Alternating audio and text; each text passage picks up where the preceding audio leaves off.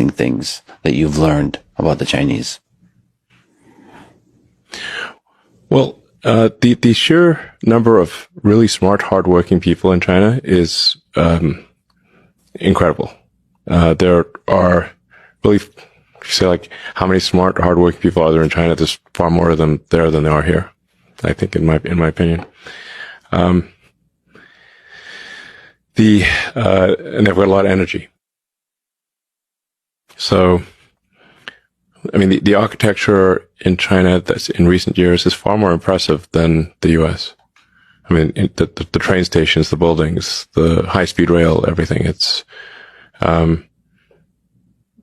really far more impressive than what we have in the U.S. I mean, I recommend somebody just go to Shanghai and Beijing, look at the buildings, and go to, take the train from Beijing to Xi'an, where you have the terracotta warriors. China's got an incredible history. Very long history. And, I think arguably in terms of the use of language from a written standpoint, sort of one of the oldest, perhaps the oldest written language. And in China, people did write things down. So, now China, historically has always been, with rare exception, been internally focused. They have not been acquisitive. They've fought each other. There have been many, many civil wars. In the Three Kingdoms War, I believe they lost about 70% of their population. So,